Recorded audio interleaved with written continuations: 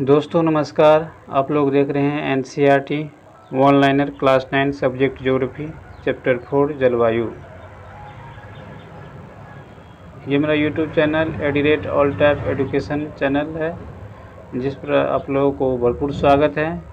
और आप लोगों को मैं बता दूं कि आप लोगों ने अगर एनसीईआरटी का वन लाइनर क्लास 9 का चैप्टर 1, चैप्टर 2 और चैप्टर 3 का वीडियो नहीं देखे हैं तो इससे पहले आप लोग इस वीडियो को देख लेंगे और इसके बाद इस वीडियो को भी 2 से 3 बार देखेंगे। जो एनसीईआरटी का जो बुक होता है उसी का मैंने महत्वपूर्ण बिंदु को पॉइंट आउट के रूप में जो महत्वपूर्ण पॉइंट है उसी को मैंने कवर किया हूँ। और ये बुक से आप लोग भी इसको मिला सकते हैं। और आप लोग अगर बुक पढ़े होंगे तो आप लोगों को मालूम ही होगा कि इसी में से जो है सो जो महत्वपूर्ण बिंदु है उसी को मैंने इस वीडियो के माध्यम से इसमें पीडीएफ में दिया हूँ और उसको टाइपिंग किया हूँ। और आप लोग अगर बुक पढ़ेंगे तो निश्चित रूप से आप लोगों को पता चल ही जाएगा। और ये एग्ज़ाम के व्यू से बहुत ही महत्वपूर्ण जो होता है एनसीईआरटी का रोल, वो तो आप लोग जान भी करते हैं, जो कि किसी भी एग्ज़ाम के लिए महत्वपूर्ण रामबाण की तरह साबित होता है। तो आप लोग अगर एग्ज़ाम दिए होंगे तो मालूम ही चल गया होगा, और नहीं भी दिए होंगे तो प्रीवियस ईयर का क्वेश्चन से आप लोग इसको मिलान कर सकते हैं कि कितना क्वेश्चन पूछा गया है और कितना इसमें से पूछते हैं। जो एनसीईआरटी का क्लास 9 का ज्योग्राफी से तो बहुत सारे क्वेश्चन आते हैं।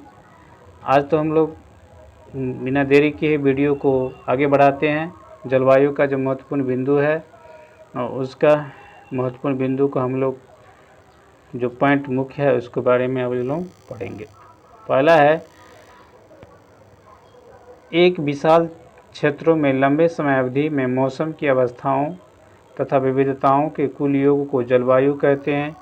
दूसरा बिंदु है, मौसम एक विशेष समय में एक क्षेत्र की जलवायु की अवस्था को बताता है।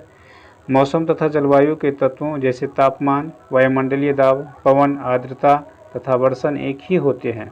मानसून शब्द की उत्पत्ति अरबी शब्द मौसिम से हुई है, जिसका शाब्दिक अर्थ है मौसम। ये पूछा गया क्वेश्चन है। मानसून का अर्थ एक वर्ष के दौरान वायु की दिशा में ऋतु के अनुसार परिवर्तन है। कुछ क्षेत्रों में रात एवं दिन के तापमान में बहुत अधिक अंतर होता है। थार के मरुस्थल में दिन का तापमान 50 डिग्री सेल्सियस तक हो सकता है, जबकि उसी रात नीचे गिरकर 15 डिग्री सेल्सियस है।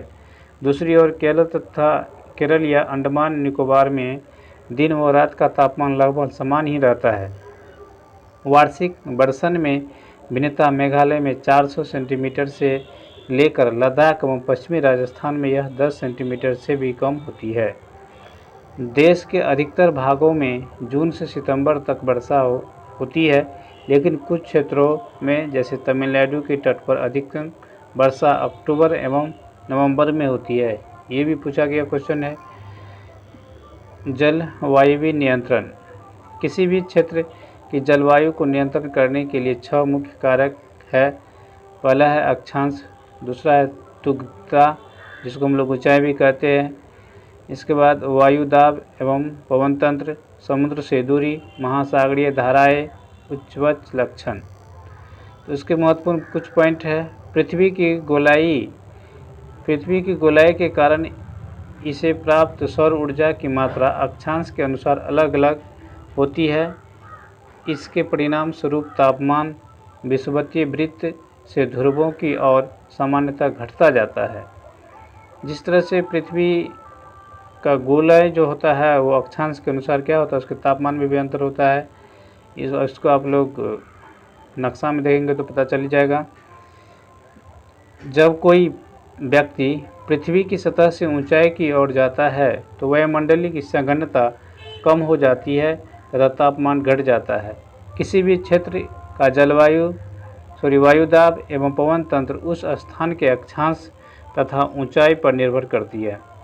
समुद्र का जलवायु पर समकारी प्रभाव पड़ता है। महासागरीय धाराएं समुद्र से तट की ओर चलने वाली हवाओं के साथ तटीय क्षेत्रों की जलवायु को प्रभावित करते हैं। तो भारत की जलवायु को प्रभावित करने वाले कारक है, पहला है अक्षांश। कर्क वृत्त देश के मध्य भाग पश्चिम के कच्छ की रण से लेकर पूर्व में मिजोरम से होकर गुजरती है। देश का आधा भाग कर्क वृत्त के दक्षिण में स्थित होते हैं, जो उष्णकटिबंधीय क्षेत्र है। कर्क वृत्त के उत्तर में स्थित शेष भाग को उपोष्ण कटिबंधीय है। इसलिए भारत की जलवायु में उष्णकटिबंधीय एवं उपोष्ण कटिबंधीय जलवायु दोनों की विशेषता उपस्थित है। ऊंचाई: भारत के उत्तर में हिमालय पर्वत है और इसकी ऊंचाई लगभग 6000 मीटर है। तो भारत का तटीय क्षेत्र भी विशाल है, जहां अधिकतम ऊंचाई लगभग 30 मीटर है। तो हिमालय मध्य एशिया से आने वाली ठंडी हवाओं को भारतीय उपमहाद्वीप में प्रवेश करने से रोकती है। इन्हीं पर्वतों के कारण इस क्षेत्र में मध्य एशिया की तुलना में ठंड कम पड़ती है। वायुदाब एवं पवन: भारत में जलवायु तथा संबंधित मौसमी अवस्थाओं निम्नलिखित वायुमंडलीय अवस्थाओं से संचालित होती है।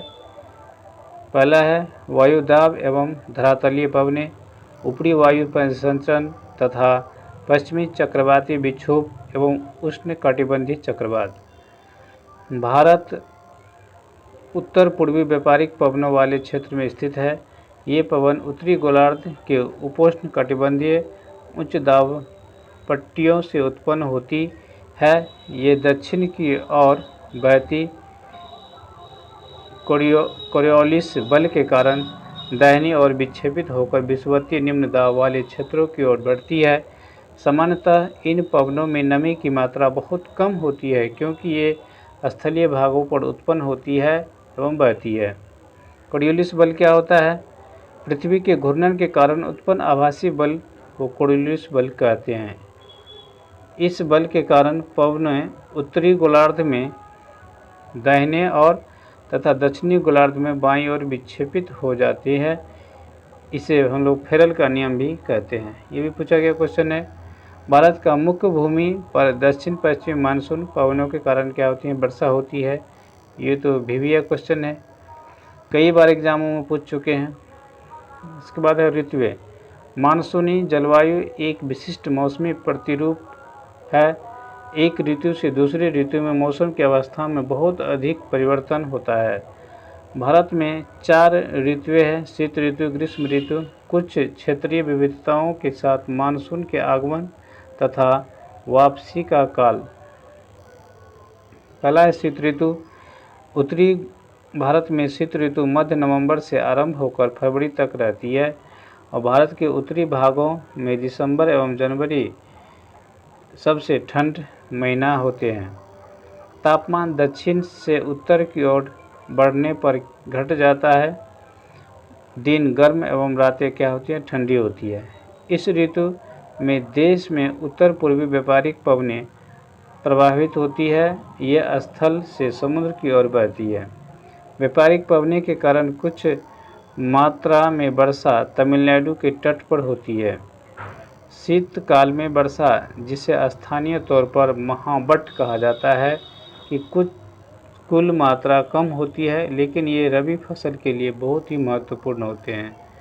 इसके बाद है ग्रीष्म ऋतु। सूर्य के उत्तर की ओर आभासी गति के कारण वायुमंडलीय पट्टी उत्तर की तरफ खिसक जाती है और मार्च से मई तक भारत में ग्रीष्म ऋतु होती है। ताप पट्टी के स्थानांतरण के प्रभाव का पता विभिन्न अक्षांशों पर मार्च से मई के दौरान रिकॉर्ड किए गए तापमान को देखकर लगाया जा सकता है। मार्च में दक्कन के पठार का उच्च तापमान लगभग 38 डिग्री सेल्सियस होती है। अप्रैल के मध्य एवं गुजरात का तापमान लगभग 42 डिग्री सेल्सियस होती है। मई में देश के उत्तर पश्चिमी भागों को तापमान सामान्यतः 45 डिग्री सेल्सियस होती है। प्रायद्वीपीय भारत में समुद्री प्रभाव के कारण तापमान कम होता है।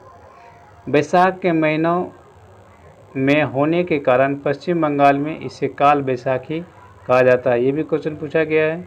ग्रीष्म ऋतु के अंत में कर्नाटक एवं केरल में प्रायः पूर्वी मानसून वर्षा होती है। इसके कारण आम जल्दी पक जाते हैं तथा प्रायः इसे अम्र वर्षा भी कहा जाता है। जून के प्रारंभ में उत्तरी मैदान में निम्न दाब की अवस्था तीव्र हो जाती है। यह दक्षिणी गोलार्ध के व्यापारिक पवनों को आकर्षित करता है। मौसम के प्रारंभ में पश्चिमी घाट के पवनमुखी भागों में भारी वर्षा होती है। दक्कन का पठार एवं मध्य प्रदेश के कुछ भाग में भी वर्षा होती है। यद्यपि यह क्षेत्र दृष्टि छाया क्षेत्र में आते हैं। इस मौसम के अधिकतर वर्षा देश के उत्तर पूर्वी भागों में होती है। मानसीराम विश्व का सबसे अधिक औसतन वर्षा होती है। सेंट्रल मैग तथा स्टेलेनकाइट गुफाओं के लिए क्या है, प्रसिद्ध है। मानसूनी की वापसी। अक्टूबर नवंबर के दौरान दक्षिण की तरफ सूर्य को आभासी गति के कारण मानसून गर्त या निम्न दाब वाले उत्तरी गर्त मैदानों में ऊपरी शिथिलता हो जाती है। अक्टूबर के प्रारंभ में मानसून पवनों उत्तर के मैदान से हट जाती है। अक्टूबर एवं नवंबर का महीना गर्म वर्षा ऋतु से शीत ऋतु में परिवर्तन का काल होता है। मानसून की वापसी होने से आसमान साफ एवं तापमान में वृद्धि होती है। नवंबर के प्रारंभ में उत्तर पश्चिम भारत के उत्तर निम्न दाब वाली अवस्था बंगाल की खाड़ी पर स्थानांतरित हो जाती है। भारत के पूर्वी तट को स्थानांतरण चक्रण पर करते हैं, जिसके कारण व्यापक एवं भारी वर्षा होती है। कोरोमंडल तट पर अधिकतर वर्षा इन्हीं चक्रवातों एवं अवसादों के कारण होती है। वर्षा का वितरण पश्चिमी तट के भागों एवं उत्तर पूर्वी भागों में लगभग 400 सेमी वार्षिक वर्षा होती है, किंतु पश्चिमी राजस्थान एवं उससे सटे पंजाब, हरियाणा एवं गुजरात के भागों में 60 सेंटीमीटर से भी कम वर्षा होती है। जम्मू कश्मीर के लेह में वर्षण की मात्रा बहुत कम होती है। मानसून एकता एवं परिचायक, ये कुछ फैक्ट है। पवन की दिशा एवं ऋतुओं के अनुसार परिवर्तन तथा उनसे संबंधित ऋतुओं की दशाएं ऋतु चक्रों को एक लय करती है। ये मानसून पवनें हमें जल प्रदान कर कृषि की प्रक्रिया में तेजी लाती है एवं संपूर्ण देश को एक सूत्र में बांधती है। तो ये था मेरा NCERT का क्लास 9 चैप्टर 4 का ज्योग्राफी का। और आप लोग अपने कमेंट बॉक्स में क्रिया प्रतिक्रिया जरूर दीजिएगा, जिससे हमको मोटिवेशन मिलेगा कि ये वीडियो आप लोगों को कैसा लग रहा है। कुछ हमको नया कुछ करने को मिलेगा। आप लोग इसके सजेशन दीजिए, जिससे मैं कुछ नया कर सकूं। और ये मेरा चैनल है, इसको आप लोग सब्सक्राइब ज़रूर कर लीजिएगा, लाइक कर दीजिएगा, जिससे कोई भी वीडियो हम लोग इसके बाद जैसे चैप्टर 5 का डालेंगे तो आप लोगों को नोटिफिकेशन मिल जाएगा, तो आप लोग उसे देख लीजिएगा। ये वन लाइनर क्वेश्चन है जो सिर्फ NCERT का ही है और इसमें कुछ नया नहीं है, सिर्फ NCERT है। आप लोग बुक पढ़िए और इस वीडियो को 2 से 3 बार ज़रूर देख लीजिए। तो अगर बुक नहीं भी पढ़िएगा तो इस वीडियो को 2 से 3 बार देख लीजिए, तो आप लोगों को जो महत्वपूर्ण बिंदु है सब आपके सामने आँखों से गुजरेगा। ये क्वेश्चन सब, तो आप लोग इसको छोड़िएगा नहीं। एग्ज़ाम व्यू से ये बहुत ही महत्वपूर्ण है। इस वीडियो को देखने के लिए आप लोगों को बहुत बहुत धन्यवाद।